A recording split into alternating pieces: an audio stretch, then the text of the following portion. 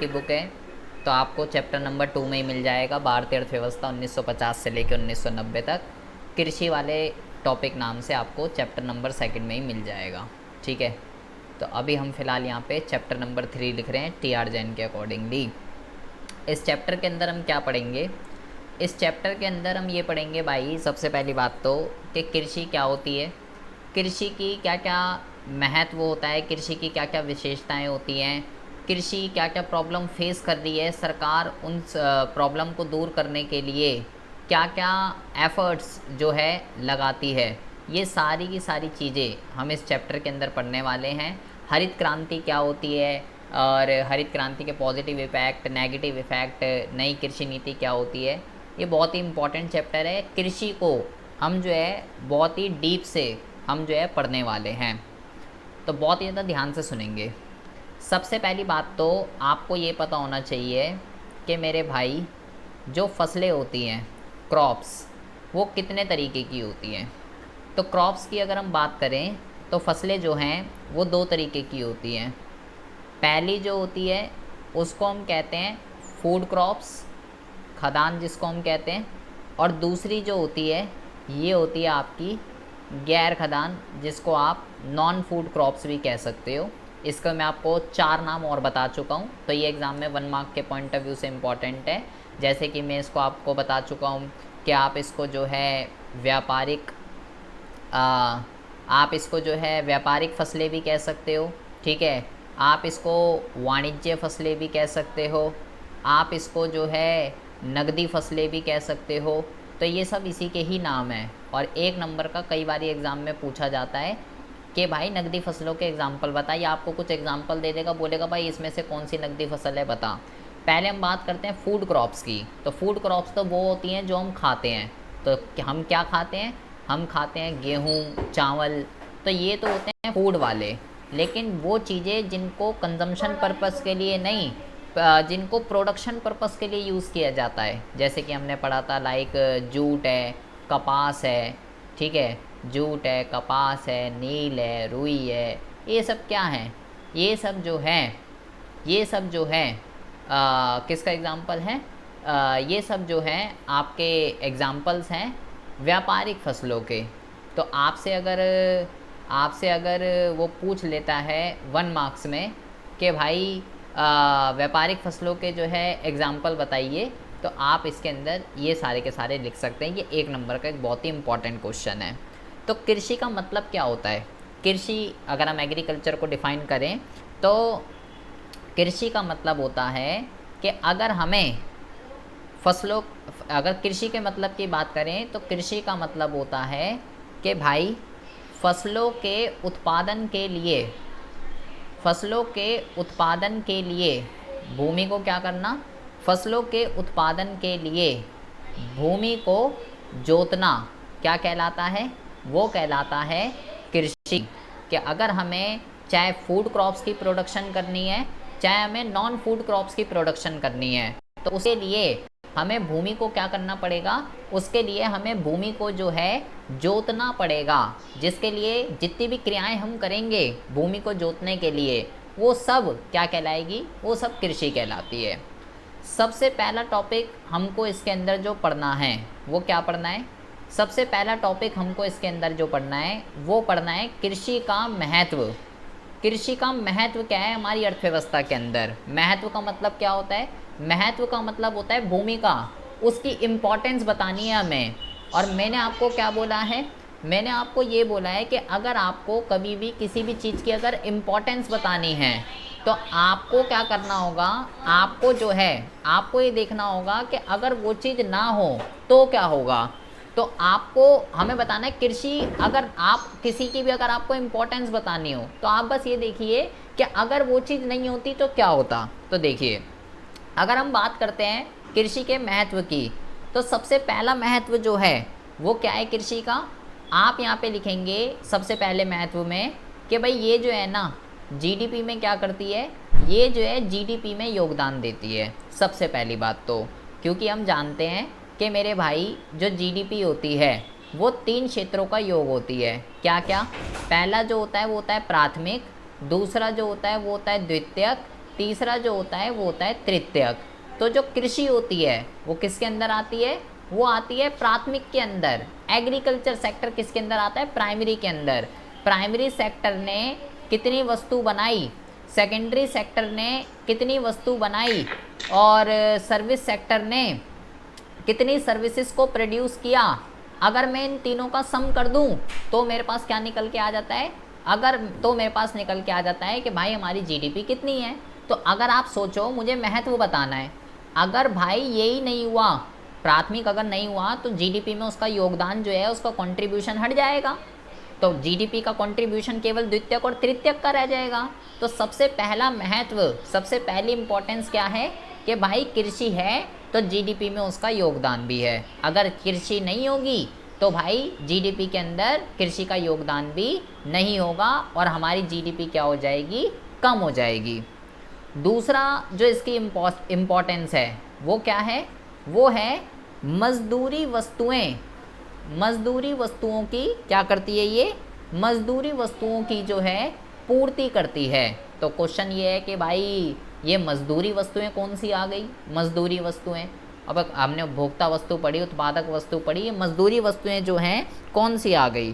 तो मजदूरी वस्तुएं बेसिकली यहाँ पे उन वस्तुओं को कहते हैं जो कि आप यहाँ पे चाहो तो खदान आप यहाँ पे बेसिकली मजदूरी वस्तुएं किसको कहते हैं? जो मनुष्य अपनी आवश्यकताओं को संतुष्ट करने के लिए जिनको यूज़ करता है, जैसे कि लाइक गेहूँ है, चावल है, दाल है, मक्का है, ये जो सारी की सारी चीज़ें होती हैं जो हम अपनी डेली लाइफ में खाते पीते हैं, तो उसको क्या कहते हैं? उसको मजदूरी वस्तुएं कहते हैं। अगर एग्रीकल्चर सेक्टर ही नहीं होता तो क्या हमें गेहूँ, चावल, दाल, मक्का, बाजरा ये सब चीज़ें मिल जाती? नहीं मिल पाती। कृषि है तो ही तो ये चीज़ें हैं। कृषि है तो कृषि इंसानों के साथ साथ जानवरों को भी खाने के लिए देती है। भाई जानवर जो होते हैं वो क्या खाते हैं? जो घास भूसा वगैरह जो निकलता है वही तो खाते हैं। तो इंसानों को तो देती है, इंसानों के साथ साथ जानवरों को भी खाने के लिए देती है। तो कृषि है तो ही हम जीवित हैं, ये समझ लीजिए, वरना हमारी ज़िंदगी तो मोमोज़ और चिल्ली पटैटो में ही निकल जाती और कुछ ना होता। तीसरी इम्पोर्टेंस क्या है? तीसरी इम्पोर्टेंस ये है कि भाई कृषि क्या करती है? लोगों को रोज़गार देती है। सबसे इम्पोर्टेंट बात, क्योंकि एक अर्थव्यवस्था के अंदर जितने भी लोग हैं वो भाई या तो प्राइमरी में लगा हुआ है, या सेकेंडरी में लगा हुआ है, या सर्विस सेक्टर के अंदर लगा हुआ है। तो लोगों को क्या करती है? लोगों को काम धंधा जो है वो प्रोवाइड कराती है।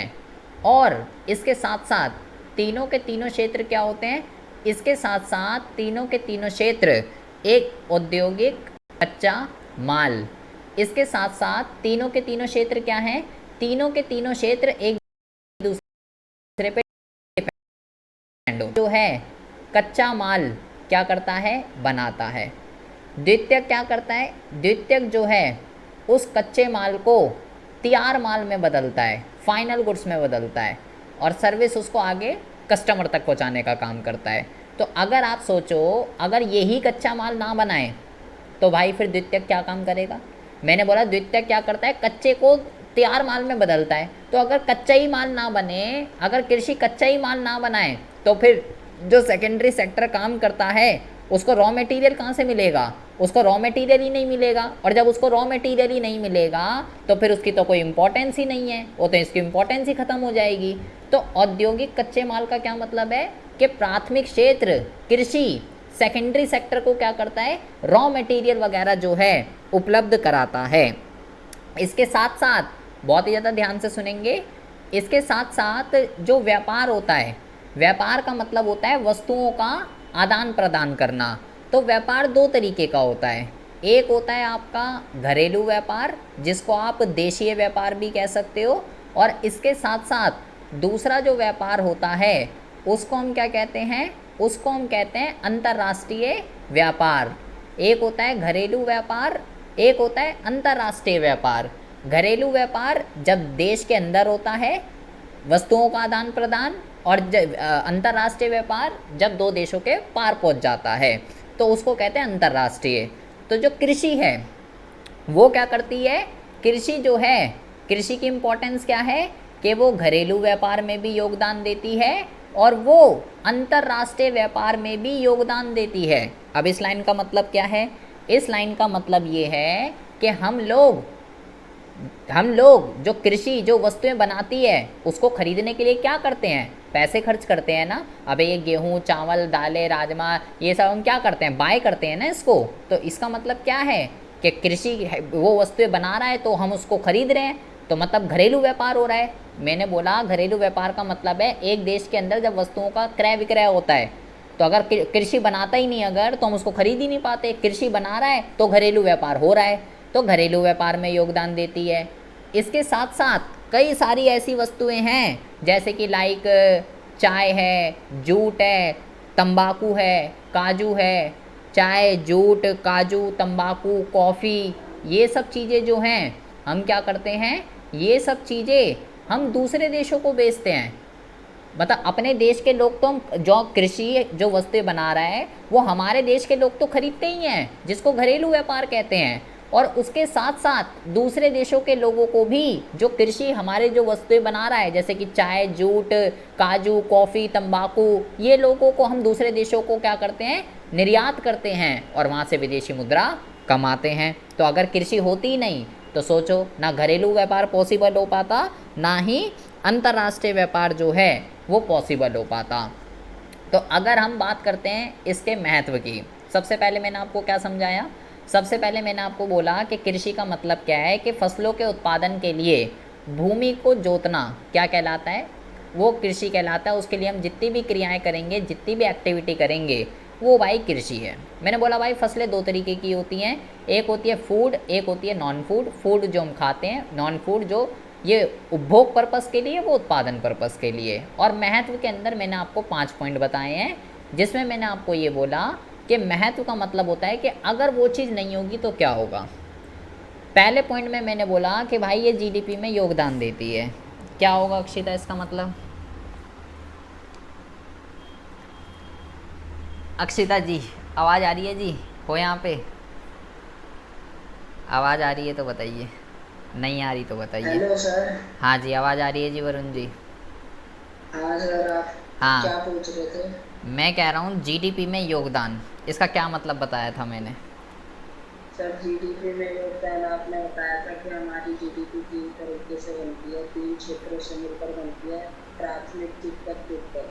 अच्छा प्राथमिक क्षेत्र को कृषि क्षेत्र कहते हैं, और जो हमारे देश की जो कृषि क्षेत्र है ना, वो जीडीपी में एक बहुत महत्वपूर्ण योगदान देती है। अच्छा जी। आकांक्षा जी आवाज़ आ रही है जी? आकांक्षा जी आवाज़ आ रही है? ये ए वालों को आवाज़ नहीं आ रही क्या? आशीष आवाज़ आ रही है? ठीक है सर। हाँ, ये मजदूरी वस्तुएं क्या होती हैं आशीष? सर जो हम डायरेक्ट खाते हैं, जैसे गेहूं, चावल, दाल, बाजरा नहीं खाते, जो हम खाते हैं दाल वाल। हाँ, तो कृषि का महत्व क्या है इसमें, क्या मैंने आपको बताया, कैसे क्या क्या तो महत्व है कृषि का इसमें? जैसे जो कृषि होती है वो गेहूं, चावल इन सब का उत्पादन करती है। हम्म। अच्छा। और अगर कृषि ना हो तो गेहूं चा हाँ हाँ। अगर के अगर अगर कृषि ना हो तो हमारा गेहूं चावल नहीं मिलेगा। अच्छा जी। प्रिया आवाज़ तो आ रही है जी? हमें कुछ हम्म। प्रिया आवाज़ आ रही है? Yes sir. हाँ जी। कृषि लोगों को रोज़गार देता है और औद्योगिक उद्योगों को कच्चा माल उपलब्ध कराता है, क्या मतलब है प्रिया इसका? सर इसका मतलब ये है कि जो हमारी कृषि में जो हम उपजाते हैं, जैसे कि चीनी मिल के लिए जो चीन गन्ना है, वो जो प्राथमिक है, यानी कि जो कच्चा माल है, औद्योगिक में भी वो हाँ हाँ सही। हाँ विनिर्माण हाँ। होता है ना, तो उसका जो कच्चा माल है वो कृषि से आता है। जैसे कपड़े के लिए जूट है, कपास है, वो खेती से आता है। तो अगर वो नहीं आएगा तो फिर उद्योग नहीं रहेंगे, हमारा रोजगारी नहीं बढ़ेगी। हाँ तो मतलब सेकेंडरी सेक्टर की कोई इम्पोर्टेंस नहीं रहेगी, क्योंकि सेकेंडरी सेक्टर जो है वो उसके ऊपर डिपेंड है और लोगों को रोज़गार देता है, इसका क्या मतलब है? सर अगर हम आप कच्चा माल देंगे उद्योग को, मतलब कि इंडस्ट्रीज को, तो वो प्रोडक्शन करेंगी तभी तो रोजगार बढ़ेगा ना। अच्छा। इंडस्ट्रीज होगी तो उनको एम्प्लॉय चाहिए, तो अच्छा। वैसे हमारा रोजगार। Hello hello sir. हाँ जी सर के स्टूडेंट। सर मैं ये बताता हूँ कि सर ये जो कृषि का महत्व है इसमें क्या है सर हमारी जो देश की जनसंख्या है ना, वो अभी अभी भी ना, बहुत सी देश की जनसंख्या ना कृषि पर डिपेंड है। हम गांव में देखते हैं कि बहुत सारे लोगों का मुख्य स्रोत कृषि ही है। अच्छा, हाँ वही बात हो गई। और हम्म। इंडिया में भी कृषि, सर इंडिया एक कृषि प्रधान देश कहा जाता है मेनली। अच्छा, नेहा, यस। आवाज़ आ रही है नेहा जी? यस। ये पांचवें पॉइंट में क्या बताया था मैंने, ज़रा एक्सप्लेन करेंगे आप? यहाँ पे हमने लिखा है व्यापार और दो जगह क्लासीफाई हुआ है, घरेलू अंतर्राष्ट्रीय, ये क्या समझाया था अभी? सर कृषि क्षेत्र में व्यापार होता है, घरेलू व्यापार में जो होता है देश के अंदर ही। हाँ हाँ, बोलो बोलो, आने दो आवाज़ बैकग्राउंड से, कोई दिक्कत नहीं है। बोलो बोलो, अनम्यूट करो ज़रा, म्यूट हो गए आप।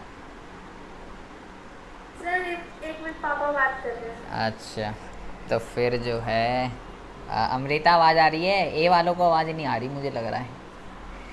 जी सर, बताऊँ? हाँ, अच्छा आ गई आवाज़, शुक्र, आवाज़ तो आई। हाँ बताइए ज़रा। सर जो ये घरेलू जैसे व्यापार है, ये देश के अंदर दो राज्यों के अंदर होता है, दो हाँ, राज्यों के बीच होता है। अच्छा तो तो जो ये, अंतरराष्ट्रीय व्यापार है, हाँ हाँ, ये दो देशों के दो देशों के बीच में होता है। तो कृषि की इम्पोर्टेंस क्या है, कृषि क्या कर रही है इसमें? एक्सप्लेनेशन क्या लिखोगे इसके अंदर? ये तो लिख दिया आपने, घरेलू व्यापार दो राज्यों के बीच में होता है, और जी ये हो गया दो देशों के बीच में। कृषि की इम्पोर्टेंस क्या है इसके अंदर, कृषि क्या कर रही है बताइए ज़रा। भारतीय आवाज़ आ रही है आपको? बी वालों को भी ट्राई कर लेते हैं। भारती को भी आवाज़ नहीं आ रही आज तो, हबीबा को तो आती नहीं है। मेघा आवाज़ आ रही है? हमें आवाज़ आ रही है या नहीं आ रही है, ये बता दो तुम सर सब। आ गया। आवाज़ तो आ रही है, जानबूझ के अनम्यूट नहीं कर रहे। अब मैंने यहाँ से अनम्यूट कर दिया ना अगर, फिर देखो, शिखा तो आज, शिखा तो अनम्यूट ही नहीं करेगी। आकांक्षा को तो आ ही नहीं रही आवाज़। प्रिया बताइए क्या मतलब है बेटा इसका, व्यापार का? प्रिया तुम्हें तो आ रही होगी आवाज़। यस सर आ गई। हम्म। सर व्यापार में हमने पढ़ा था कि व्यापार बेसिकली दो तरह का होता है, एक घरेलू होता है और एक इंटरनेशनल होता है। हाँ, तो मैंने इसके और अंदर आपको ये बोला है कि भाई कृषि जो भी वस्तुएं बनाता है उसको देश के अंदर जो लोग हैं वो भी खरीदते हैं, तो देश के अंदर अगर लोग खरीद रहे हैं तो उसको घरेलू व्यापार बोलेंगे। और कृषि जो वस्तुएं बना रहा है उसको हमारे देश के लोग तो खरीद ही रहे हैं, हमारे देश के लोगों के साथ साथ दूसरे देशों के लोग भी खरीद रहे हैं। तो मैंने आपको ये बोला कि जब दूसरे देशों के लोग क्रय विक्रय करते हैं तो वो इंटरनेशनल कहलाता है, और जब अपने देश के लोग खरीदते हैं तो वो डोमेस्टिक कहलाता है। तो अगर कृषि है तो ही डोमेस्टिक और इंटरनेशनल ट्रेड हो रहा है, अगर कृषि नहीं होती तो भाई ना डोमेस्टिक ट्रेड हो पाता ना इंटरनेशनल ट्रेड हो पाता। तो कृषि का महत्व ये है कि वो घरेलू व्यापार के साथ साथ अंतर्राष्ट्रीय व्यापार में भी योगदान देता है। इसका महत्व बहुत ही ज़्यादा इम्पॉर्टेंट है, 3 नंबर में रिपीटेड है, एग्ज़ाम में बहुत बारी जो है पूछा जाता है। अब हम बात करते हैं कि भाई कृषि की विशेषताएं जो हैं वो क्या होती हैं। कृषि की विशेषताएं, फीचर्स की हम बात कर रहे हैं। तो सबसे पहली जो कृषि की विशेषता है वो है निम्न उत्पादकता। सबसे पहली जो इसकी विशेषता है क्या है, वो है इसकी निम्न उत्पादकता। ये सबसे पहली इसकी जो है विशेषता है। निम्न उत्पादकता का मैंने आपको क्या मतलब बताया? निम्न उत्पादकता का मतलब होता है कि अगर 1 एकड़ ज़मीन भारत के पास है और भाई सेम एक एकड़ ज़मीन अमेरिका के पास है, तो दोनों देशों में मान लीजिए भारत सेम उस 1 एकड़ ज़मीन पे क्या कर रहा है, 10 टन का उत्पादन कर रहा है, और अमेरिका सेम उसी 1 एकड़ ज़मीन पे 30 टन का उत्पादन कर रहा है। तो भारत की उत्पादकता क्या है, अमेरिका के कंपैरिजन में बहुत ही ज़्यादा लो है। तो इसको हम क्या बोलते हैं, लो प्रोडक्टिविटी। किसी भी फसल में हम देख ले, भारत हर फसल में पीछे ही है। अब ऐसा क्यों है भाई? भाई हम जब उतनी ही ज़मीन है तो 1 एकड़ ज़मीन में भारत कर रहा है 10 टन, अमेरिका कर रहा है 30 टन। तो इसका रीज़न क्या है? तो इसके पीछे कई सारे रीज़न हैं। जैसे कि इसके पास सबसे पहला और जो सबसे बड़ा रीज़न है वो है भाई वर्षा पर निर्भरता। सबसे पहला इसका जो रीज़न है वर्षा पर निर्भरता। चैप्टर नंबर 1 में भी हमने पढ़ा था कि भारत कृषि जो है, भारत के अंदर जो कृषि क्षेत्र है वो प्रॉपर किसके ऊपर डिपेंड है? बारिश के ऊपर डिपेंड है जी। बारिश होगी, अच्छी बारिश का मतलब अच्छा उत्पादन, कम बारिश का मतलब कम उत्पादन, और अगर बारिश हुई नहीं तो सूखा पड़ जाएगा जी। सिंचाई के साधनों का अभाव है, ना अंग्रेजों ने कुछ किया था और ना मोदी कर रहा। तो भाई बारिश होगी तो होगा, नहीं होगी तो नहीं होगा, बारिश के ऊपर डिपेंड है। अभी भी हमारे पास जितनी प्रचुर मात्रा में सिंचाई के साधन होने चाहिए, कुएं, ट्यूबवेल, नदियाँ, ये जितनी होनी चाहिए, जितना कृषि को पानी मिलना चाहिए उतना नहीं मिल पा रहा है। सबसे पहला रीज़न है लो प्रोडक्टिविटी का। अच्छा जी, अगला क्या रीज़न है लो प्रोडक्टिविटी का? इसको हम कहते हैं परंपरागत आगतें। परंपरागत आगतें, आगतें को आपको ध्यान रखना है। आगतों को कहते हैं इनपुट। इनपुट का क्या मतलब होता है? एक वर्ड होता है इनपुट और एक वर्ड होता है आउटपुट। आउटपुट को कहते हैं निर्गत। आउटपुट का मतलब होता है जो फाइनल प्रोडक्ट जो आपने तैयार किया, तैयार माल। और इनपुट का क्या मतलब होता है? जो उसको तैयार माल को बनाने के लिए जो चीज़ as a raw material use हुई। अबे जैसे आपने तैयार माल बनाया तो उसके लिए खाद, उर्वरक, बीज ये सब लगे होंगे ना। तो खाद, उर्वरक, बीज ये सब जब किसान लेकर आएगा तो ही तो प्रोडक्शन होगी। तो जो इनपुट हैं वो क्या हैं? परंपरागत हैं। परंपरागत का क्या मतलब है कि भाई वो आज के टाइम में जो मॉडर्न इनपुट्स आ रहे हैं उन इनपुट्स का यूज़ फार्मर नहीं कर रहा, पुराने इनपुट्स का यूज़ कर रहा है। वही खाद, गोबर वगैरह उसी में लगा हुआ है। जो मार्केट के अंदर नए नए इनपुट आ रहे हैं उसको यूज़ नहीं कर पा रहा, जिसकी वजह से अच्छे बीजों का यूज़ नहीं करता, अच्छी खाद, अच्छे उर्वरक का यूज़ नहीं करता, जिसकी वजह से जो वही है जैसा बीज डालोगे वैसा ही जो है आउटपुट निकलेगा। तो भाई अगर किसान नए इनपुट्स मार्केट के अंदर जो नई नई चीज़ें आ रही है, नए नए खाद, नए नए उर्वरक, नए नए बीज, अगर उसका यूज़ करे तो प्रोडक्टिविटी बढ़ेगी। लेकिन किसान पुरानी उसमें ही लगा पड़ा है, जिसकी वजह से प्रोडक्टिविटी क्या है? बहुत ही ज़्यादा लो है। इसके अलावा अगला सबसे बड़ा रीज़न है वो है पिछड़ी तकनीक। पिछड़ी तकनीक का क्या मतलब है जी? तकनीक होती है दो तरीके की। पहली जो होती है इसको हम कहते हैं श्रम प्रधान, और दूसरी जो होती है इसको हम कहते हैं पूंजी प्रधान। तो हमारी जो कृषि है वो पूंजी प्रधान पे नहीं, वो किसके ऊपर डिपेंड है? वो टोटली डिपेंड है श्रम प्रधान और प्लस श्रम प्रधान का मतलब श्रम प्रधान के अंदर दो चीज़ें आती हैं। हमारी कृषि जो है वो अभी भी मानव शक्ति और ह्यूमन पावर और एनिमल पावर, जानवरों के ऊपर ये कह सकते हो, आज भी ह्यूमन पावर और एनिमल पावर इसके ऊपर डिपेंड है। आज भी किसान ट्रैक्टर, थ्रेसिंग मशीन्स इनका यूज़ नहीं कर रहा। आज भी वही गाय, बैल, भैंसों का यूज़ करके क्या कर रहा है? कृषि कर रहा है। क्यों नहीं खरीद पा रहा? वो ट्रैक्टर, थ्रेसिंग मशीन जो मार्केट के अंदर नई नई मशीनें आ रही हैं उसको नहीं खरीद रहा, खुद ही लगा पड़ा है, गाय भैंसों का यूज़ करके वो कर रहा है। Due to lack of finance, पैसों की दिक्कत है उसको। पैसे होते, अबे भाई ऐसे ही थोड़ी ना आ जाएगा ट्रैक्टर, थ्रेसिंग मशीन्स वगैरह। पैसे होते तो वो कर लेता, उसे शौक थोड़ी ना आ रहा। पैसों की दिक्कत है उसे अगली, वो समस्या अभी हम आगे पढ़ेंगे। अभी फ़िलहाल हम फीचर्स पढ़ रहे हैं। तो ये तीन जो रीज़न है ना, ये तीन हमने बोला जी लो प्रोडक्टिविटी है। भारत के पास अगर 1 एकड़ ज़मीन है और अमेरिका के पास भी अगर 1 एकड़ ज़मीन है तो भारत तो जी 10 टन कर रहा है, अमेरिका 30 टन कर रहा है। आखिर ऐसा क्यों हो रहा है जी? ये तीन जो है ना सबसे बड़े रीज़न है जिसकी वजह से भारत हर फसल में और हर दूसरे देश के कंपैरिजन में क्या है? पीछे है। ये इसका सबसे बड़ा रीज़न है। और अगली इसकी सबसे मोस्ट इम्पॉर्टेंट जो है फीचर है। उसके बाद अगला जो इसका फीचर है इसको हम कहते हैं छिपी हुई बेरोज़गारी। इसका क्या मतलब होता है? छिपी हुई बेरोज़गारी ये बहुत ही इम्पॉर्टेंट है, आगे बहुत ही ज़्यादा काम आती है, 1 नंबर में बहुत बारी पूछी जाती है।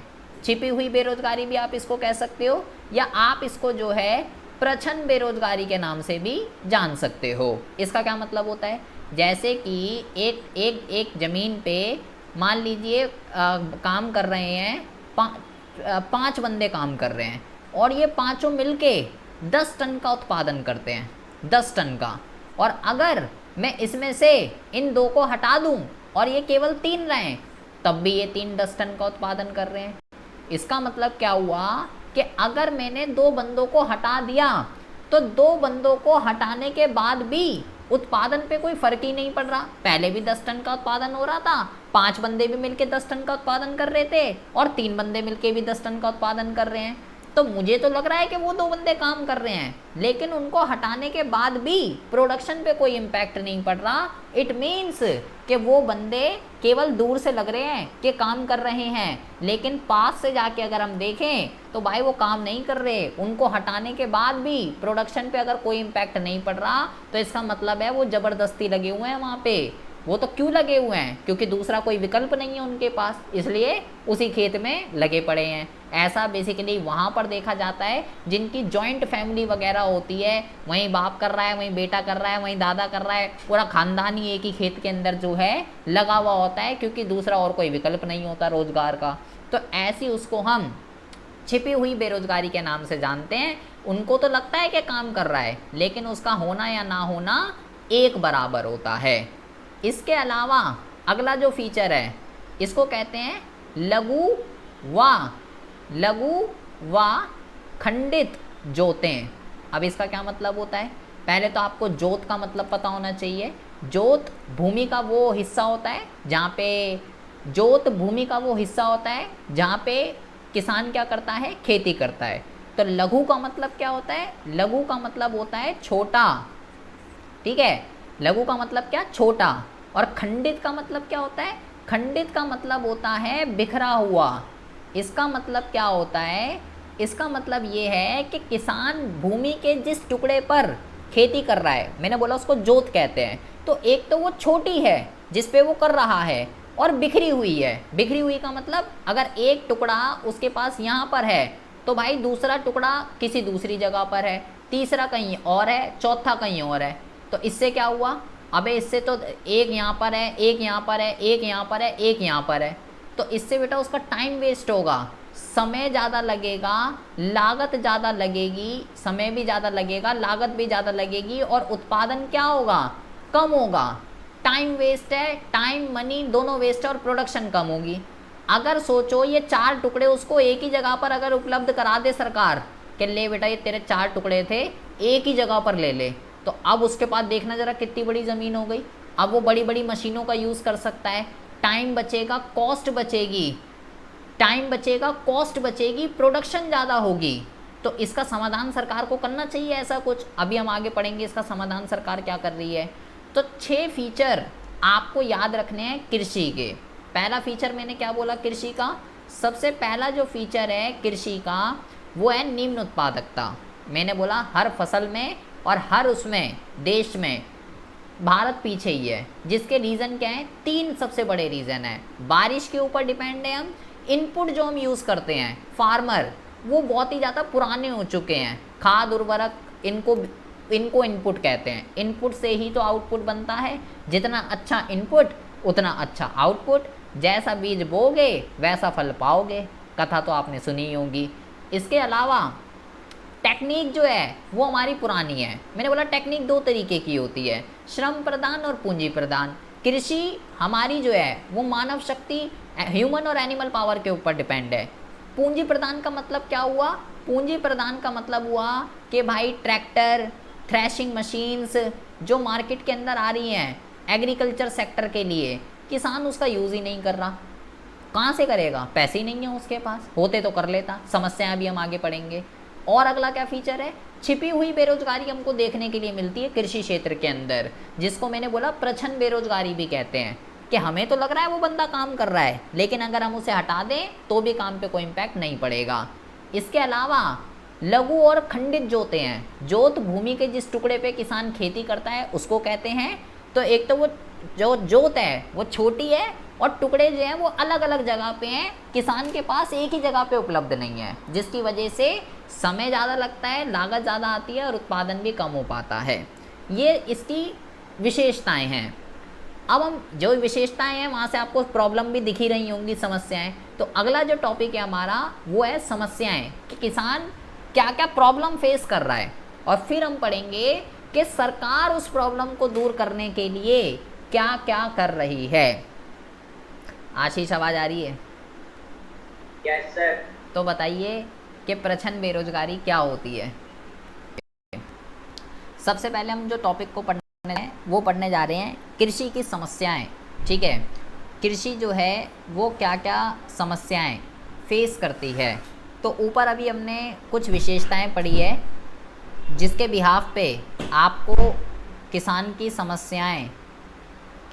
समस्याएं आपको बहुत ही आसानी से समझ में आ गई होंगी कि भाई वो जो है क्या क्या प्रॉब्लम फेस करता है। जैसे कि सबसे पहली समस्या जो हम बात करें, जो फार्मर जो फेस कर रहा है वो क्या है। सबसे पहली समस्या जो फार्मर फेस कर रहा है वो क्या है, वो है भाई कि सबसे पहले तो हमने बोला जी वर्षा के ऊपर निर्भर है। वो वर्षा के ऊपर निर्भर है मतलब सिंचाई के साधनों का अभाव है जी उसके पास। सिंचाई के साधनों का अभाव, सबसे पहला तो पानी की दिक्कत है।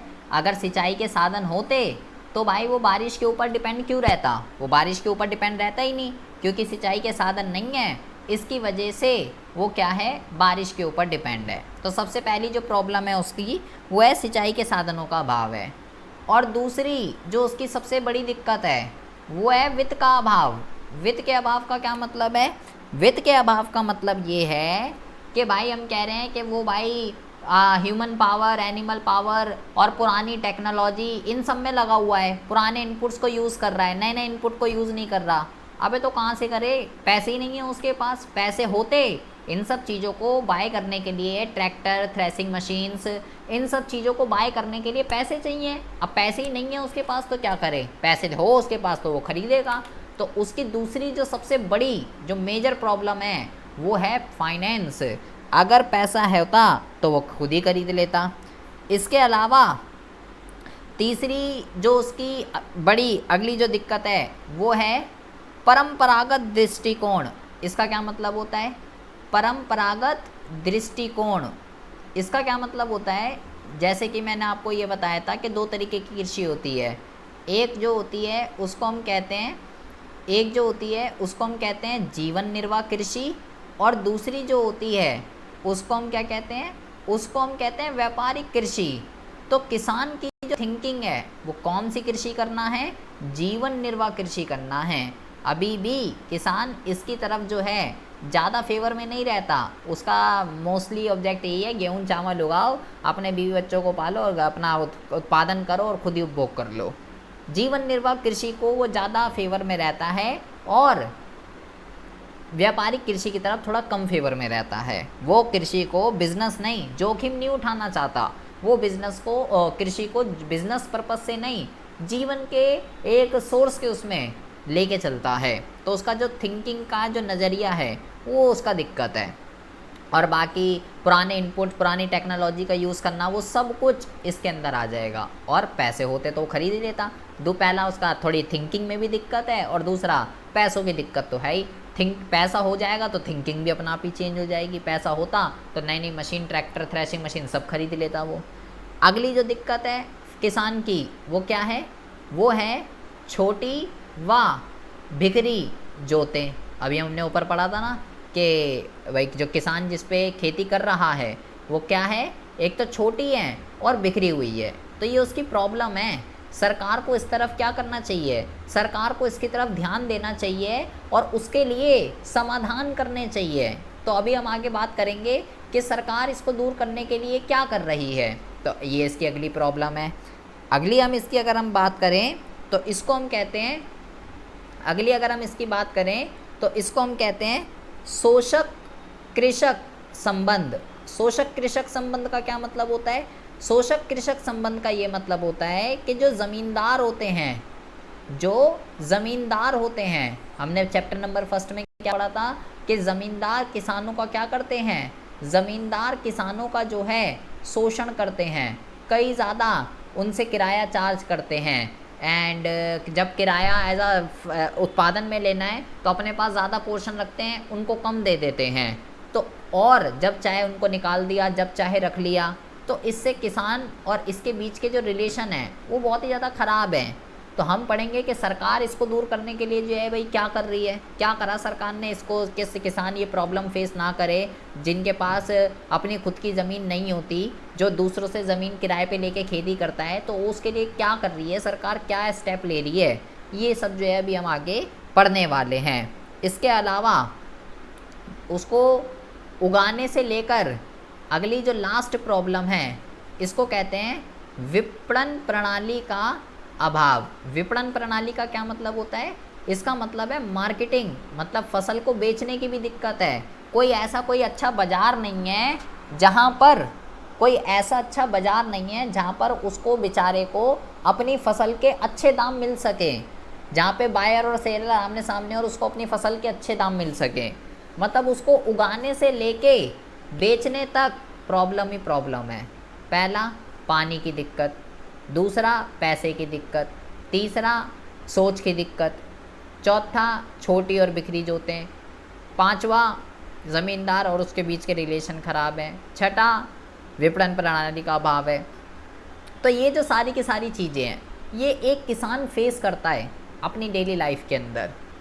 तो हमारे जो टॉपिक का नाम है वो है कि भाई सरकार इसकी तरफ क्या स्टेप ले रही है। अब जो टॉपिक का नाम है इसको ज़रा बहुत ही ज़्यादा ध्यान से आपको समझना है। इसको कहते हैं, इस टॉपिक को कहते हैं भारतीय कृषि में सुधार। और यही एग्ज़ाम में एक क्वेश्चन आना है, 6 नंबर का भी आ सकता है, 3 नंबर का भी आ सकता है, और ये मोस्ट इम्पॉर्टेंट टॉपिक है। अभी मैंने ऊपर जितनी भी समस्याएं आपको बताई है, अगर हम उसके समाधान की बात करें तो हम उस समाधानों को 3 जगह क्लासिफाई कर सकते हैं। सबसे पहला जो होता है इसको हम क्या कहते हैं, सबसे पहला जो होता है इसको हम कहते हैं भूमि सुधार। सबसे पहला जो होता है इसको हम कहते हैं भूमि सुधार, या इसका जो दूसरा नाम है आप इसको जो है भूमि सुधार भी कह सकते हो, या आप इसको जो है संस्थागत सुधार भी कह सकते हो। इंग्लिश में अगर हम इसको बात करें तो लैंड रिफॉर्म कहते हैं इसको इंग्लिश में। अच्छा जी, दूसरे सुधार की अभी मतलब जितनी भी अपने प्रॉब्लम पड़ी हैं वो सब इसी के अंदर आएंगी, ये मेन हेडिंग है। दूसरा जो है इसको हम क्या कहते हैं, इसको हम कहते हैं तकनीक सुधार, या आप इसको जो है हरित क्रांति के नाम से भी जान सकते हो। हरित क्रांति आप इसको कह सकते हो, तकनीक सुधार आप इसको कह सकते हो, या नई कृषि नीति ये भी आप इसको जो है कह सकते हो।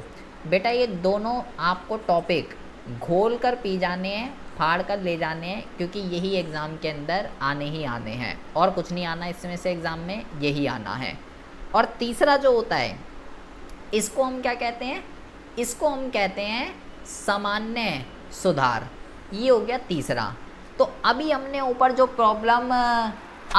ऊपर सारी प्रॉब्लमों को पढ़ा है, वो सारी की सारी प्रॉब्लम को हम सरकार ने जितने भी समाधान किए हैं उसको हम बेटा 3 जगह क्लासिफाई कर सकते हैं। तो 1 बाय 1 हम पढ़ते हैं कि सबसे पहला, बहुत ही ज़्यादा ध्यान से सुनेंगे, सबसे पहला जो है क्या है, भूमि सुधार। ये बहुत ही ज़्यादा इम्पोर्टेंट है, बहुत ही ज़्यादा। ये देखो इसके नाम से ये 2 वर्ड से मिलकर बना है। क्या, पहला जो है वो है भूमि, और दूसरा क्या है, भूमि और दूसरा क्या है, वो है सुधार। तो इसका अगर आप मैं मीनिंग निकालना चाहूँ तो इसका मतलब क्या होगा, इसका मतलब ये होगा कि मेरे भाई किसान को भूमि से रिलेटेड जो भी समस्याएं आ रही थी, ज़मीन से रिलेटेड जो समस्याएं आ रही हैं उसके अंदर क्या करना, सुधार करना, उनका समाधान करना, उनको सुलझाना, उनका सल्यूशन करना। जो भी भूमि से रिलेटेड किसान को प्रॉब्लम आ रही है तो उसको हम क्या बोलेंगे, भूमि सुधार बोलेंगे। तो अगर आपसे वो पूछे कि भाई भूमि सुधार से आप क्या समझते हैं, तो आप क्या लिखोगे उसके अंदर कि किसानों को भूमि से रिलेटेड, भूमि से संबंधित जितनी भी समस्याओं का सामना करना पड़ता है उनको सुलझाना क्या कहलाता है, भूमि सुधार कहलाता है। तो भूमि सुधार का मतलब है ज़मीन से रिलेटेड जितनी भी प्रॉब्लम्स हैं उसको दूर करना। अब क्या क्या प्रॉब्लम है ज़मीन से रिलेटेड, सरकार ने क्या क्या किया, वो आपको ज़रा समझना है। तो बहुत ही ज़्यादा ध्यान से सुनेंगे। सबसे पहला जो स्टेप सरकार ने लिया, इसको हम क्या कहते हैं, इसको हम कहते हैं क्या कहते हैं इसको, मध्यस्थों का उन्मूलन। मध्यस्थ कैसे लिखते हैं, इसको पहले यहाँ लिखेंगे मध्यस्थों का उन्मूलन। तो बहुत ही ज़्यादा ध्यान से सुनेंगे, उन्मूलन। पहले तो आप ये समझिए मध्यस्थ किसको कहते हैं। मध्यस्थ का मतलब होता है यहाँ पे मीडिएटर, जो कि कौन था, जो कि था ज़मींदार। तो सरकार ने क्या करा, जो ज़बरदस्ती जो जिस ज़मीनें छीन के जो ज़मींदारों को दे दी गई थी, तो सरकार ने ज़मींदारों को कंपनसेशन वगैरह दे के वापस ज़मीन उनसे ली और वापस ज़मीन का मालिक किसको बनाया, किसानों को बनाया, ताकि ज़मींदार इनका जो शोषण है वो नहीं कर सकें। तो उन्मूलन का मतलब क्या होता है, उन्मूलन का मतलब होता है ख़त्म करना। किसको ख़त्म करना, ज़मींदारों को ख़त्म करना, ताकि वो उसका शोषण ना कर सकें। क्योंकि अभी हमने ऊपर समस्या के अंदर पढ़ा कि भाई ज़मींदार वो क्या कर रहा है, उसके बीच में अच्छे रिलेशन नहीं है उसके, क्यों उसका ज़्यादा किराया चार्ज करता है और जब चाहे निकाल दिया, जब चाहे रख लिया, तो शोषण करता है उसका। तो ज़मीन से रिलेटेड दिक्कत है ना वो, क्योंकि मीडिएटर कहाँ पे है, ज़मीन पर है। तो ज़मीन से रिलेटेड सबसे पहला जो सुधार किया सरकार ने, मीडिएटर को ही ख़त्म कर दिया और ज़मीन का मालिक वापस उसको बनाया किसान को। और ऐसे थोड़ी ना जाएंगे ये ज़मींदार, उनको जो भी कंपनसेशन वगैरह देना था, जो भी पैसे वैसे रफा दफा करके कि भैया जाइए अपना काम धंधा कीजिए। दूसरा जो सरकार ने किया, इसको हम क्या कहते हैं, इसको हम कहते हैं लगान का, इसको हम कहते हैं लगान का नियमन। अब लगान किस चीज़ को कहते हैं, लगान कहते हैं जी किराए को। और नियमन का मतलब क्या होता है, नियमन का मतलब होता है फिक्स कर देना। तो भाई सरकार ने बोला देखिए ऐसा नहीं है जी कि आप जितना चाहे किराया ले लोगे, जब चाहे किसान के तुम ऐसी तैसी कर दोगे। हम किराया फिक्स कर रहे हैं, किराया जो होगा ना, जितना भी उत्पादन होगा, जितनी भी फसल का उत्पादन होगा, उसके 1/3 से ज़्यादा किराया चार्ज नहीं हो सकता। किराया कितना कर दिया, 1/3 से ज़्यादा नहीं होगा, जितनी भी ओवरऑल प्रोडक्शन होगी। आप अपनी मर्जी से ऐसा कुछ भी नहीं कर सकते हो। तो जब किराया किससे रिलेटेड है, ज़मीन से रिलेटेड था ना, कि भाई किसानों को किराए की दिक्कत थी, इतना ज़्यादा हाई रेंट लेते थे, तो वो किससे ही ख़त्म कर दिया सरकार ने कि अगर किसी भूमिहीन किसान के पास, भूमिहीन किसान कौन, जिसके पास अपनी ज़मीन नहीं है बेचारे के पास, तो अगर वो किसी दूसरे की ज़मीन पे काम करता है तो भाई वो बंदा 1/3 से ज़्यादा किराया चार्ज नहीं कर सकता है। सर, अगला जो है, हाँ जी सर, हाँ जी सर ये जो लगान का नियम लगाया था वो कौन सी सन में लगा था? ये तो यार देखना पड़ेगा, लगान का नियमन ये देखना पड़ेगा। ये वैसे कोई आता नहीं है ये क्वेश्चन, देखना पड़ेगा ये। उसके बाद आप एक है चकबंदी, ये बहुत ही ज़्यादा इम्पोर्टेंट है चकबंदी। अभी हमने ऊपर पढ़ा समस्या के अंदर, छोटी और बिखरी जोतें, कि भाई जहाँ पे वो खेती कर रहा है वो तो एक तो छोटी है और जी बिखरी हुई है। तो आपको वो बेटा क्या पूछेगा, 1 नंबर में बहुत बारी आ जाता है कि चकबंदी का क्या मतलब होता है। भाई को वाली बंदी नहीं है ये हमारे वाली, कहीं अपनी वाली पे पहुँच जाओ। चकबंदी का मतलब होता है कि किसानों की इधर उधर, किसानों की इधर उधर बिखरी हुई ज़मीन को एक जगह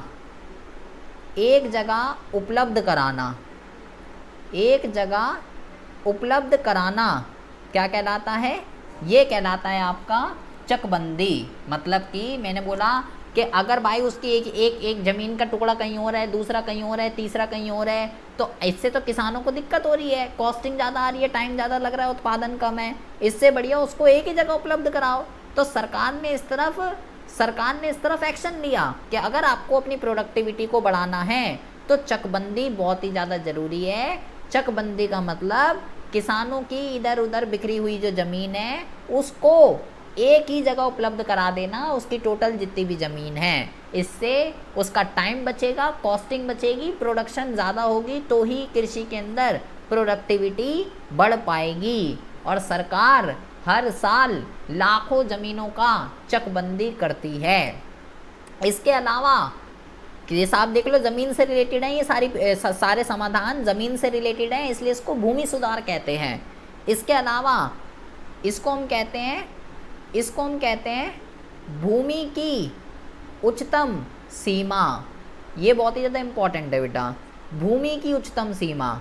भूमि की उच्चतम सीमा का क्या मतलब है जी? भूमि की उच्चतम सीमा का मतलब है सरकार ने क्या किया, सरकार ने इक्वालिटी करने के लिए कि भाई हर किसान के पास ज़मीन होनी चाहिए, कोई भी किसान भूमिहीन नहीं रहना चाहिए। तो सरकार ने क्या करा, सरकार ने जो है ना ज़मीन की एक लिमिट फिक्स कर दी, भूमि की एक लिमिट फिक्स कर दी कि एक किसान के पास मैक्सिमम इतनी ज़मीन होनी चाहिए भाई, मान लो 2 एकड़। अगर किसी भी किसान के पास 2 एकड़ से ज़्यादा ज़मीन निकलेगी तो मेरे भाई मैं क्या करूँगी, मैं जो है ना उस ज़मीन को अपने अंडर में ले लूँगी और उसको दे दूँगी जिसके पास ज़मीन नहीं है। तो किसी के पास भी अगर 2 एकड़ से ज़्यादा, मैंने एक एग्जांपल दिया है, ज़रूरी नहीं है 2 एकड़, लिमिट कुछ भी हो सकती है। तो एक किसान के पास मैक्सिमम ज़मीन इतनी होगी, अगर उससे ज़्यादा निकलेगी तो भाई मैं जो है उसको जो है अपने अंडर में ले लूँगी। उसको हम क्या कहते हैं हाँ जी। तो जैसे आपने बोला कि मैक्सिमम जमीन मतलब इतनी होती है, मतलब कोई मतलब 2 एकड़, मतलब आपने अपनी तरफ से बोला है ना। हाँ, वो सरकार ने अगर किसान जो होता है अगर वो अपने पैसे से जमीन खरीदता एक्स्ट्रा, तो जब वो भी कर लेती। बेटा उस टाइम तो किसी के पास अपनी थी नहीं ना, सबकी जो थी ज़मींदारों ने हड़प रखी थी और अपनी तो ज़मीन किसी के पास थी नहीं। सबसे बड़ी प्रॉब्लम तो यही तो है, ज़मींदार थे पहले किसानों, और लोगों ने अभी जरा और सुनिए, अब लोगों ने क्या करा, लोगों ने दिमाग चलाया, जी ऐसे कैसे ज़मीन ले लेगी किसान, सरकार हमारी है जी, ज़मीन तो हमारी है। जैसे अभी इस लड़की ने बोला जी ऐसे कैसे कोई अपनी ज़मीन दे देगा, तो लोगों ने दिमाग चलाया कि अच्छा एक बंदे पे 2 एकड़ है, तो मैंने अपने रिश्तेदार को पकड़ा दी जो ज़मीन एक्स्ट्रा थी किसी के पास, तो ज़मीन अपने पास से जाने नहीं दी। और सरकार ने इस तरफ स्ट्रिक्टली एक्शन नहीं लिया, ये जो भूमि की उच्चतम सीमा है इस तरफ ज़्यादा स्ट्रिक्टली एक्शन नहीं लिया कि लोग क्या कर रहे हैं, भाई सरकार ने रूल तो बना दिया, इंडिया के अंदर रूल तो बन जाते हैं लेकिन वो फॉलो नहीं होते हैं। तो रूल तो बन गया कि एक बंदे के पास इतनी लिमिट होगी, इससे ज़्यादा नहीं होगी, लेकिन लोगों ने अपने रिश्तेदारों में अपने उसको पकड़ा दी कि हो गया जी किसी के पास ज़्यादा नहीं है। तो इसीलिए आपसे वो क्वेश्चन पूछेगा 1 नंबर का कि भूमि सुधार जो है ये कहाँ कहाँ सफल हुआ। तो आपको ये ध्यान रखना है, 1 नंबर का क्वेश्चन आ जाता है कि केरल और पश्चिम बंगाल में ही ये केवल सफल हुआ है और कहीं भी ये सफल नहीं हुआ है, वहाँ की सरकारों ने स्ट्रिक्टली एक्शन नहीं लिया है इसके खिलाफ। इसके अलावा लास्ट जो है इसको हम कहते हैं सहकारी खेती।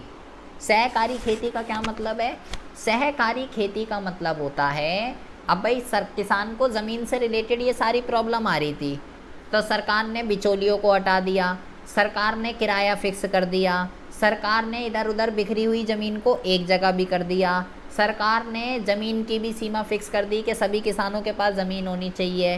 तो फ़ायदा तो हो रहा है अब किसानों को, लेकिन उसका फ़ायदा और अच्छी तरीके से हो, भूमि सुधारों का फ़ायदा और अच्छी तरीके से हो, उसके लिए सहकारी खेती को प्रमोट किया जाता है। सहकारी खेती का मतलब मिलजुल के खेती करना सहकारी खेती कहलाता है। भाई सिंपल सी बात है, एक बंदा अकेला लड़ने में और गैंग में लड़ने में जब बंदे बुला के लड़ा जाता है तो नरेश किस में फ़ायदा होता है? अकेले लड़ने में फ़ायदा होता है या गैंग में लड़ने में फ़ायदा होता है नरेश?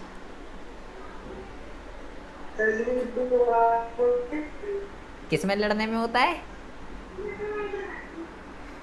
क्या कह रहे? मैं कह रहा हूँ अकेले लड़ने में फ़ायदा है या गैंग में लड़ने में फ़ायदा है?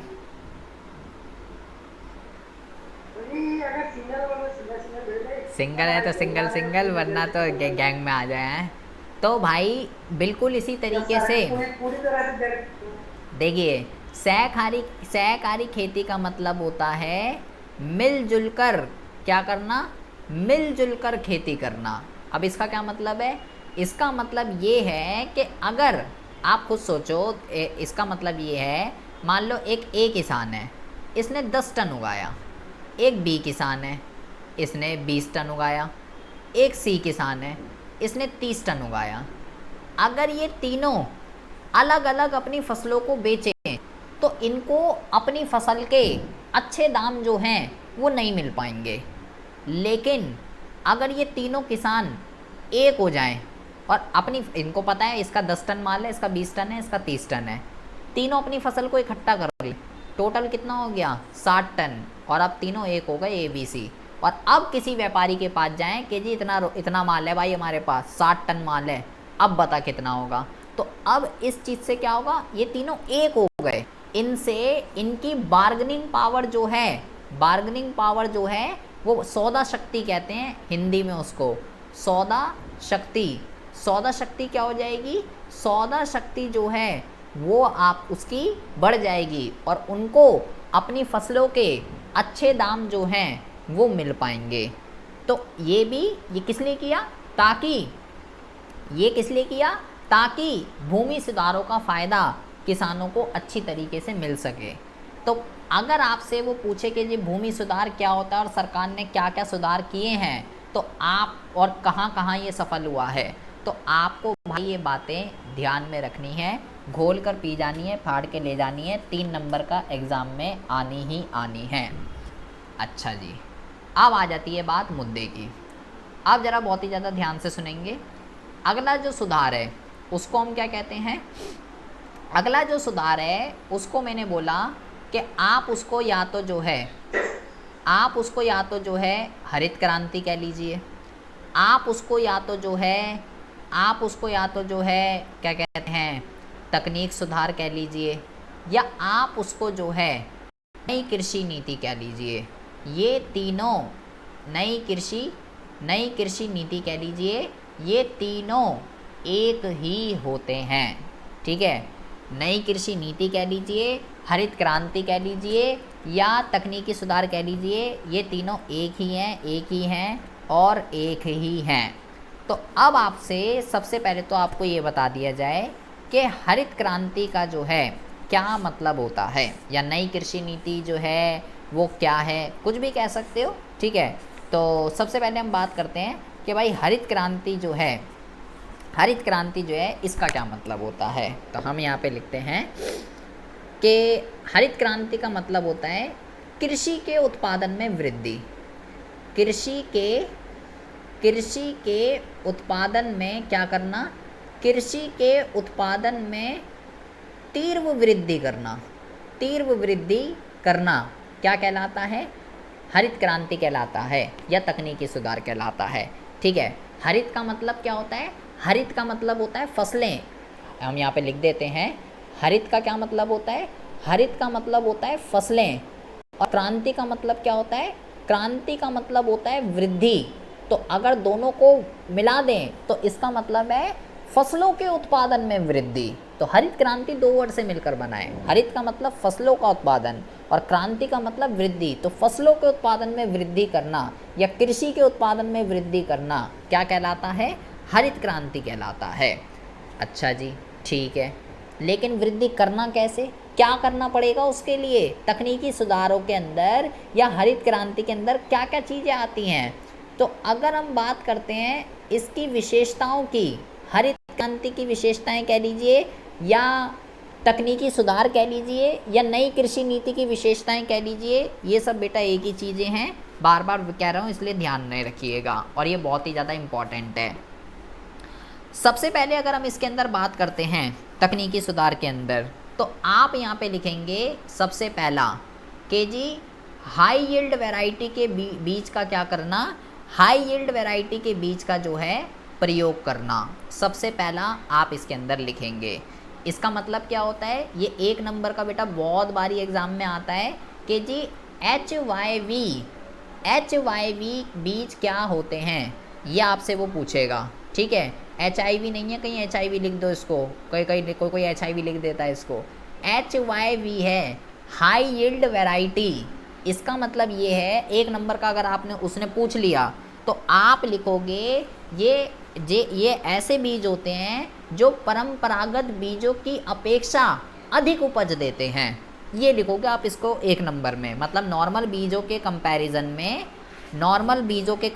में इनकी जो प्रोडक्टिविटी होती है वो कहीं ज़्यादा क्या होती है, वो कहीं ज़्यादा हाई होती है। तो ये इसका जो है हरित क्रांति किस चीज़ पे फोकस करती है कि नॉर्मल बीजों का यूज़ मत कीजिए आप। अगर आपको अपनी प्रोडक्टिविटी को बढ़ाना है, अगर आपको अपने उत्पादन में वृद्धि करनी है, तो आपको नॉर्मल बीजों की जगह इन बीजों का जो है आपको उपयोग करना पड़ेगा। इसके अलावा हरित क्रांति जो है वो फोकस करती है कि आपको जो है रासायनिक खाद का जो है आपको प्रयोग करना चाहिए। अगर आपको अपनी कृषि की उत्पादकता वगैरह को बढ़ाना है तो भैया आप रासायनिक खाद का प्रयोग कीजिए ज़्यादा से ज़्यादा। जैसे भी आप रासायनिक खादों का प्रयोग करोगे, अच्छे खाद, अच्छी उर्वरक, कंपोस्ट खाद वगैरह जितना आप ज़्यादा से ज़्यादा करोगे उतना ही आपकी प्रोडक्टिविटी के अंदर इंक्रीमेंट देखने के लिए मिलेगी। इसके अलावा कीटनाशक दवाइयों का यूज़ कीजिए। कीटनाशक दवाइयाँ, इसका क्या मतलब होता है, कीटनाशक दवाइयों का प्रयोग। इसका मतलब ये होता है, जैसे आपने सुना होगा कि भाई जैसे टिड्डे वगैरह जो होते हैं वो फसलों को ख़राब कर देते हैं, तो अपनी फसलों को ये टिड्डे वगैरह कीड़े मकोड़ों से बचाने के लिए किसानों को क्या करना चाहिए, कीटनाशक दवाइयों का जो है प्रयोग करना चाहिए ताकि उनकी फसल वगैरह जो है वो ख़राब ना हो। इसके अलावा और हरित क्रांति किस चीज़ पर फोकस करती है, खेती के यंत्रीकृत साधन, मतलब कि मशीनों वगैरह का जो है फोकस कर, मशीन, ट्रैक्टर, थ्रेसिंग मशीन्स, इन सब चीज़ों का प्रयोग करना चाहिए, ना कि किसान को जो है ह्यूमन पावर और एनिमल पावर पे जो है डिपेंड रहना चाहिए। और साइंटिफिक तरीके से खेती करनी चाहिए। वैज्ञानिक, इसको कहते हैं वैज्ञानिक खेती प्रबंध। इसका क्या मतलब होता है, ज़रा ध्यान से समझेंगे।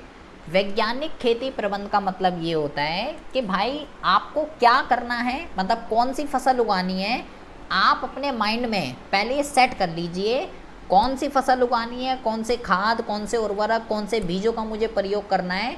करने से पहले आप अपने माइंड में एक मतलब कह लो एक ब्लूप्रिंट तैयार कर लीजिए, मुझे कौन सी फसल उगानी है, कहाँ से खाद लानी है, कौन सी उर्वरक, कौन से बीजों का यूज़ करना है, सब कुछ पहले ही एक प्री डिटरमाइन कर लीजिए। उस चीज़ को कहते हैं वैज्ञानिक खेती प्रबंध। तो अगर हम बात करते हैं हरित क्रांति का क्या मतलब होता है, हरित क्रांति की विशेषताएं क्या हैं, तो आपको उसके अंदर ये पांचों के पांचों पॉइंट लिखकर आने हैं।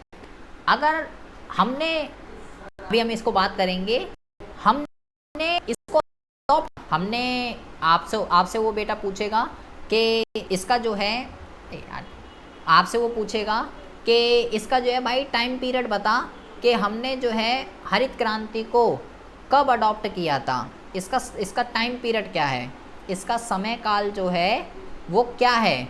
तो इसका जो समय काल है उसको हम जो है 2 टाइम पीरियड में क्लासिफाई करते हैं। पहला जो होता है 2 अवस्थाएं हैं इसकी, पहली जो है प्रथम अवस्था और दूसरी जो है वो है इसकी द्वितीय अवस्था। प्रथम अवस्था की अगर हम बात करें तो इसको हम कहते हैं 60 के दशक, ये ध्यान रखना है आपको टाइम पीरियड, 60 के दशक के मध्य से 70 के दशक के मध्य तक, और फिर द्वितीय का भी याद रखना है, द्वितीय का जो है 70 के दशक के मध्य से 80 के दशक के मध्य तक।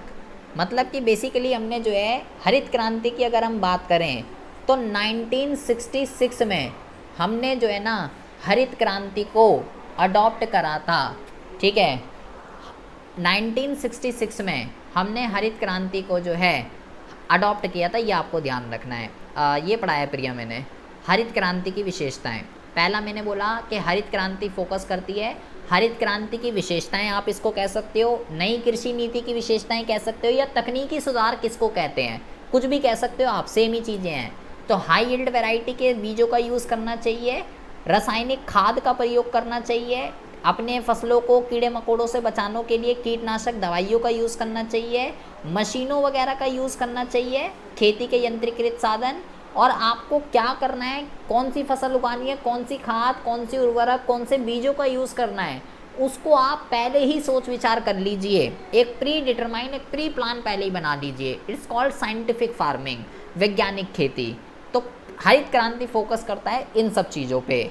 और अगर हम बात करें इसके टाइम पीरियड की, तो इसका टाइम पीरियड जो है वो 2 है। बेसिकली हमने, अगर आ जाए 1 मार्क का कि भाई कब अडॉप्ट किया था, तो बेसिकली हमने 1966 में हरित क्रांति को जो है हमने अडॉप्ट किया था।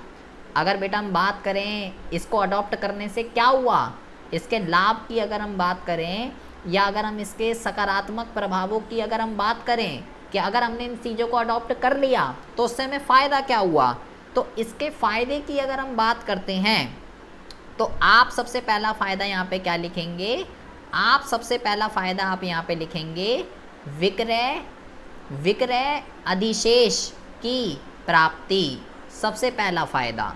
अब इसका क्या मतलब होता है, बहुत ही ज़्यादा ध्यान से सुनेंगे, 1 नंबर का रिपीटेड क्वेश्चन है आजकल, ये बहुत बार ही आ रहा है बेटा ये वर्ड, विक्रय अधिशेष क्या होता है, 1 नंबर में बार बार आ रहा है ये क्वेश्चन। क्या है ये है कि एक किसान ने टोटल जितना भी उत्पादन करा है, उस उत्पादन में से उसको जितना भी स्वयं उपभोग करना है उतना कर ले, जितना भी उसको स्वयं उपभोग करना है। इसके अलावा जैसे मान लो टोटल जो है 10 टन का उत्पादन हुआ, और टोटल उसने खुद के फैमिली के लिए 6 टन उसको यूज़ करना है, तो बाकी का जो क्या बचा, बाकी का उसके पास जो है सरप्लस रह जाएगा, बचा हुआ रह जाएगा। ठीक है, अगर हम यहाँ पे हम इसको बात करें, इसको ऐसे लिखिए, इसको आप ऐसे लिखिए, इस फॉर्मूले को ऐसे लिखिए, ये बहुत इंपॉर्टेंट है बेटा 1 नंबर का। इसका फॉर्मूला आप ऐसे लिखिए कि विक्रय अधिशेष इज इक्वल टू उत्पादन माइनस घरेलू उपभोग, ऐसे लिख लीजिए। स्वयं उपभोग भी लिख सकते हो भाई। मान लीजिए टोटल उसने 10 टन का उत्पादन किया, अब उसके परिवार में तो केवल 6 टन चाहिए, तो बाकी के 4 टन का वो क्या करे, अपना जितना कंज्यूम करना था कर लिया, उसके बाद भी 4 टन बच रहा है, तो इसका क्या करेगा, इसको वो मार्केट के अंदर बेचेगा, विक्रय करेगा और लाभ कमाएगा। तो 1 नंबर का वो आपसे पूछता है विक्रय अधिशेष का क्या मतलब होता है। विक्रय अधिशेष, या आप इसको जो है बिक्री योग्य अधिक्य भी कह सकते हो।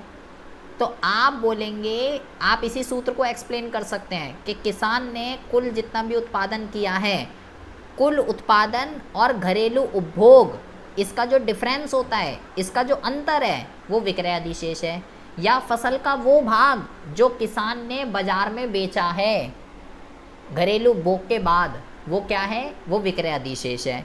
तो हरित क्रांति को अपनाने के बाद आज किसान के पास इतनी प्रोडक्शन होती है कि वो उसको खुद को जितना कंज्यूम करना है वो तो कर ही रहा है, उसके अलावा उसके पास सरप्लस बच रहा है। सबसे पहला इसका पॉजिटिव इफेक्ट है हरित क्रांति को अडॉप्ट करने का। इसके अलावा पहले हम यूएसए से, मैंने प्रीवियस वाले चैप्टरों के अंदर भी आपको बताया है, पहले हम यूएसए से जो है गेहूँ वगैरह लेते थे, और उसने हमको धमकी भी दी कि बेटा अगर तू बंद नहीं करेगा वॉर वगैरह तो खाने के लिए नहीं दूंगा मैं तेरे को। आज हमारे पास हरित क्रांति को अपनाने की वजह से आज हमारे पास खदानों के बफर स्टॉक है, आज हम दूसरों को निर्यात करते हैं। आज हमारे पास इतना है, आज हमारे पास बफर स्टॉक में रखने की जगह नहीं है, बारिशों में भीग जाता है। तो ये सब कैसे पॉसिबल हुआ? हरित क्रांति की वजह से पॉसिबल हुआ। इसके अलावा आज हम जो है इसके अलावा हम खाने में जो है क्या हो चुके हैं? आत्मनिर्भर हो चुके हैं। खदानों के बफर स्टॉक है हमारे पास, खदानों में आत्मनिर्भर हो चुके हैं। अब हमारे को किसी के ऊपर डिपेंड रहने की ज़रूरत नहीं है। और इससे निम्न आय वाले वर्गों को क्या हुआ है? निम्न आय वाले वर्गों को लाभ हुआ है, जो छोटे दर्जों के किसान हैं। अगर बेटा इसका फ़ायदा आ गया, हरित क्रांति का लाभ, सकारात्मक प्रभाव, पॉजिटिव इफेक्ट, तो ये चारों आपको लिख के आने हैं कि इसको अगर हमने अडॉप्ट किया तो इससे क्या हुआ? फसलों में तीव्र वृद्धि हुई। लेकिन हर चीज़ का फ़ायदा है तो हानियाँ भी हैं। इसको पॉजिटिव इम्पैक्ट कह सकते हो और नेगेटिव इम्पैक्ट कह सकते हो। हाँ हेलो सर। हाँ जी सर ये चौथा पॉइंट एक और बता। मतलब कि जब जहाँ जहाँ इसको अडॉप्ट किया गया हरित क्रांति को, तो जो छोटे किसान होते हैं निम्न आय वर्गों के, उनकी आय में वृद्धि हुई। मतलब भाई इतना उत्पादन हो रहा है, खुद भी कंज्यूम कर रहे हैं, फिर भी बच रहा है और मार्केट में बेच के लाभ भी कमा रहे हैं, तो बढ़िया है, प्रॉफिट भी जनरेट हो रहा है। लेकिन अब जिसका फ़ायदा है उसका नुकसान भी है। सबसे पहला जो नुकसान है वो है सीमित फसलें। ये बेटा बहुत इंपॉर्टेंट है, आपको ध्यान रखना है कि हरित क्रांति केवल गेहूं और चावल तक ही सीमित रह गई। 1 नंबर का क्वेश्चन है, पूछता है वो कि हरित क्रांति ने किस फसलों पर फोकस किया, तो वो है गेहूं और चावल। और दूसरा आपसे वो पूछेगा, दूसरा जो इसका डिसएडवांटेज है वो है सीमित क्षेत्र। इसका फ़ायदा केवल पंजाब, उत्तर प्रदेश, ठीक है, तमिलनाडु, पंजाब हरियाणा, यहाँ लिख देना, पंजाब हरियाणा, इन्हीं को क्या हुआ है? केवल इन्हीं को ही इनका फ़ायदा हो पाया है और किसी को इसका फ़ायदा जो है नहीं हो पाया है। जिन्होंने इसको अडॉप्ट किया वहाँ के किसान क्या हो गए? वहाँ के किसान अमीर हो गए, और जहाँ जहाँ इसको अडॉप्ट नहीं किया गया वहाँ क्या हुआ? वहाँ के किसान वैसे ही रह गए। तो इसको आप लिखोगे कि किसानों में क्या हुआ? किसानों में जो है असमानता क्रिएट हो गई।